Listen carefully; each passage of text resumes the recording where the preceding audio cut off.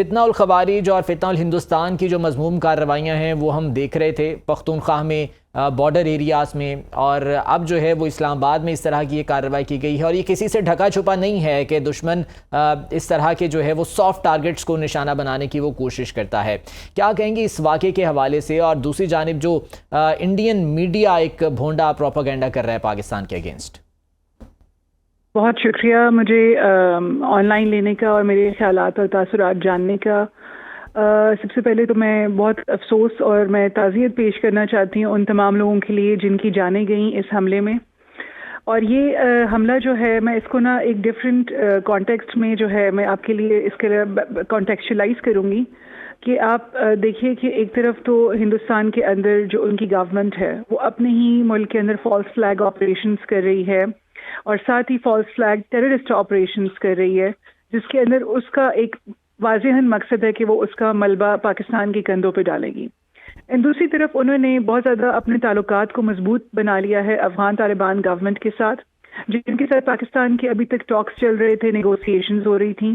بظاہر تو ایک سیز فائر تھا، اینڈ بظاہر جو ہے دونوں طرف سے ابھی تک اس کی وائلیشنز نہیں ہوئی تھیں، لیکن میں اس کو دیکھوں گی ان تمام بیانات کے تناظر میں جو کہ بہت پرووکیٹو سٹیٹمنٹس تھیں، بہت تشویشناک سٹیٹمنٹس تھیں افغان طالبان گورنمنٹ کے اندر جو کچھ فیکشنز ہیں جو دے رہے تھے کہ ہم لوگ افغانستان کے بچے اور بزرگ سب مل کر جو ہے وہ پاکستان کی اس دشمنی کا بدلہ ان سے لیں گے۔ اس سارے سے یہ واضح ہو جاتا ہے کہ they started thinking on trying to destabilize Pakistan by allowing such terrorist incidents۔ وہ جو ان کی abetment، recruitment، planning ساری افغانستان کی زمین کے اوپر ہو رہی ہے۔ So now it is like two things for Pakistan۔ ایک طرف سے افغان طالبان جو ہے انہوں نے سوئسائڈ اٹیکس آرکسٹریٹ کرانا سٹارٹ کر دی ہیں پاکستان میں، وانا کے کیڈ کالج کے اندر بھی ہوا، اور دوسری طرف سے اگر آپ ایسٹرن بارڈرز کی طرف سے دیکھیں تو مجھے بہت واضح سگنلز نظر آ رہے ہیں کہ ہندوستان جو ہے اس بارڈر کو دوبارہ گرما گرمی کرنا چاہتا ہے وہاں پہ۔ تو اب آپ اس تناظر میں دیکھیں تو آپ کو سمجھ میں آئے گی کہ پاکستان جو ہے بیسیکلی اب 2 فرنٹ سے گھرا ہوا ہے، اور 2 طرح سے پاکستان نے دشمنوں کو جو ہے وہ ڈیل کرنا ہے۔ ایک تو انٹرنلی ہم سوشل کوہیژن کے اوپر بہت زیادہ سوچنا ہے، دوسرا ہمیں طالبان سے انشور کرنا ہے کہ وہ اس طرح کی ایکٹیویٹیز میں نہ انوالوڈ ہوں۔ اس کے لیے چاہے بات چیت کا راستہ ہے، چاہے وہ جو بھی راستہ ہے، اس کو کھلا رکھنا بہت ضروری ہے۔ اس کے علاوہ پاکستان کے لیے بہت ضروری ہے کہ وہ عالمی سطح کے اوپر ہندوستان کا جو رول ہے اس کو اجاگر کرے۔ میں بہت افسوس کے ساتھ ہی کہہ رہی ہوں کہ طالبان گورنمنٹ کے پرووکیٹو سٹیٹمنٹس انہوں نے واضحاً کہا تھا کہ پنجاب اور اسلام آباد کے الفاظ انہوں نے استعمال کیے تھے، جس کا مجھے ابھی مینیفیسٹیشن نظر آ رہا ہے کہ وہ it was a sort of a threat جو انہوں نے پاکستان کو دی تھی، اور یہ سوئسائڈ اٹیک اس تھریٹ کی مینیفیسٹیشن ہے۔ ڈاکٹر صاحبہ، افغان طالبان رجیم جس طرح سے اب یہ کارروائیاں کروا رہی ہے، اور اس کے پیچھے ڈیفینیٹلی بھارت ملوث ہے، شامل ہے، جو کہ ہر طرح سے سپورٹ کر رہا ہے، چاہے وہ فائنینشلی ہو یا چاہے وہ اسلحے کے حوالے سے۔ جو پہلے قبائلی علاقوں میں یا بارڈر ایریاز پر جو کارروائیاں ہوتی تھیں، اب وہ شہری علاقوں کی طرف اس طرح سے موو کرنا، اس پر آپ کیا سمجھتی ہیں؟ پاکستان کو کیا اقدامات اٹھانے کی ضرورت ہے کائنیٹک آپریشن سے ہٹ کر، اگر ہم بات کریں آن اے پولیٹیکل اینڈ یا خارجہ سطح پر؟ بہت شکریہ کہ آپ نے یہ سوال پوچھا۔ اس میں کوئی شک نہیں ہے اور اس میں کوئی دو رائے نہیں ہے کہ طالبان گورنمنٹ کے جو ریلیشن شپس تھے وہ ہندوستان کی گورنمنٹ کے ساتھ بہت زیادہ پرجوش ہوتے جا رہے تھے پچھلے 1-1.5 سال سے۔ اس کے علاوہ میں آپ کو اجے دوول صاحب کی ایک ڈاکٹرن ہے جس کو کہتے ہیں آفینسو ڈیفینسو ڈاکٹرن۔ اس کے تحت وہ ان کا یہ پالیسی ہے کہ وہ پاکستان کے اندر جو ایگزسٹنگ فالٹ لائنز ہیں یا وہ یہاں پہ دہشت گردی کروائیں مذہبی انتہا پسندی کے تحت، یا وہ پاکستان کے اندر سیکٹیرینزم کرائیں جو کہ مذہبی منافرت ہے۔ اس کے علاوہ وہ پاکستان کے اندر ایتھنک ٹینشنز ہی پیدا کیے رکھنے کی کوشش میں ملوث رہتے ہیں۔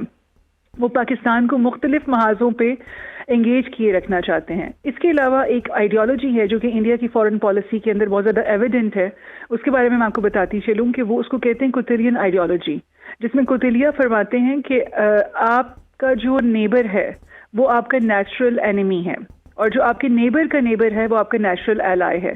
تو اس وقت جو ہے انڈیا بالکل اس ڈاکٹرن کے اوپر جو ہے عمل پیرا ہے.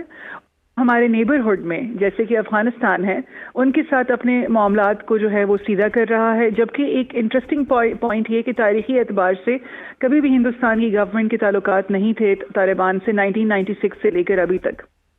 لیکن انڈیا نے اپنے اسٹریٹجک ایسٹ کے طور پہ استعمال کرنا شروع کیا ہے طالبانس کو. Talibans need legitimacy, they need money. تو ظاہر ہے وہ انڈیا کے لیے کسی بھی طور کے اوپر پیسہ لے کر اور کسی بھی طور پہ اپنی گورنمنٹ کی لیجیٹمیسی کی خاطر کوئی بھی اس قسم کے ایکشنز پاکستان کے خلاف کرنے کے لیے تیار ہیں، اور انہوں نے تھریٹس بھی دے دی ہیں. تو اس کے اندر کوئی مجھے نئی بات نہیں نظر آ رہی. اور اسلام آباد اور باقی ملک کے حصوں میں ان حملوں کا ہونا اتنا ہی برا ہے جتنا ملک کی کسی بھی اور علاقے میں ان حملوں کی وجہ سے تشویش پائی جاتی ہے. لیکن اسلام آباد کو ٹارگٹ کر کے وہ بیسیکلی پاکستان کی گورنمنٹ کو اور سیکیورٹی ایجنسیز اور ہمارے جو تمام لا انفورسمنٹ ایجنسیز ہیں ان کو یہ میسج دینا چاہتے ہیں کہ see we are striking you at in the heart of the country. تو یو سی کہ یہ پہلی دفعہ نہیں ہوا، یہ اس سے پہلے بھی ہو چکا ہے. 2013 میں بھی ہم نے ایسے ہی معاملات دیکھے جب ڈسٹرکٹ کورٹس F8 کے اوپر حملے ہوئے تھے، اور اس میں بھی خودکش حملے تھے، ججز کے چیمبرز میں جا کے انہوں نے حملے کیے. تو یہ ایک بیسیکلی اٹس ریپیٹیشن. تو میں یہ سمجھنا چاہتی ہوں، میں یہ بتانا چاہتی ہوں تو عوام کو کہ اسٹے یونائٹیڈ، اسٹے کوہیسو، اور اپنے ملک کے گورنمنٹ کے ساتھ کھڑے رہیں، اپنے آرمڈ فورسز کے ساتھ کھڑے رہیں، ہمارے انٹیلیجنس اور سیکورٹی ایجنسیز کے ساتھ کھڑے رہیں، and keep your eyes open. اس طرح کے معاملات سے نمٹنے کے لیے ایک ہول آف سوسائٹی اپروچ چاہیے ہوتی ہے.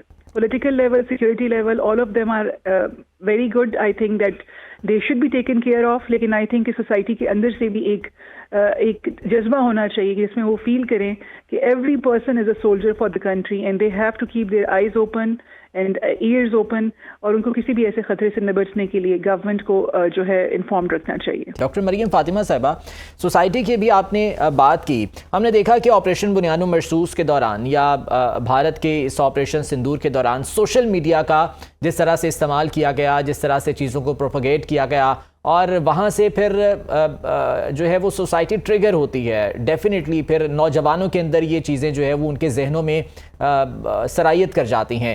تو اس سوشل میڈیا کو استعمال کرتے ہوئے کس طرح سے ہمیں خود جو ہے وہ محتاط رہنے کی ضرورت ہے، اور ہم سوسائٹی کو کس طرح سے ایجوکیٹ کر سکتے ہیں اس معاملے پر؟ میرا یہ خیال ہے کہ سوشل میڈیا ایک بہت امپورٹنٹ اسفیئر ہے، اور اسفیئر آف انفلوئنس میں اس کو کہوں گی فار دا انٹائر سوسائٹی، پوری دنیا کے اندر. میں سوشل میڈیا کو ایک پاور سمجھتی ہوں. It's use of a tool to assert influence and power in a society. That phone, that gadget that you are all holding in your phones is actually a source of indoctrination for you all. تو میں یہ سمجھتی ہوں کہ پاکستان کے جو تمام use ہیں and everybody who's holding that phone, they should make an utmost cautious use of this gadget in the interest of the society, morality and the country. It's a sort of a digital warfare that is being waged against us, and that we can actually counter through the digital space as well. تو میں یہ سمجھتی ہوں کہ یہ جو militant organizations ہیں، یہ اپنی جو ان کی آئیڈیالوجی ہے اس کو پروموٹ بھی سوشل میڈیا کے تحت کرتے ہیں، اور وہ ریکروٹمنٹ بھی کرتے ہیں اس کے تحت. تو میرا خیال ہے کہ اس کو بہت زیادہ کاشیسلی، بہت کیئرفلی اور بہت زیادہ رسپانسبلی یوز کرنے کی ضرورت ہے سوشل میڈیا کو. بیکاز آپ یہ دیکھیے کہ انڈیا اور پاکستان کے تمام معاملات میں 6th generation warfare, 5th generation warfare کے پرسپیکٹو میں اگر آپ دیکھیں تو یہی ہے کہ سوشل میڈیا جو ہے it's a tool and it's a source of power. اب میں آپ سے اجازت لینا چاہتی ہوں because I am a little bit busy. بہت شکریہ ڈاکٹر مریم فاطمہ صاحبہ، تجزیہ کار ہمارے ساتھ موجود تھیں اور اس بارے میں بتا رہی تھیں.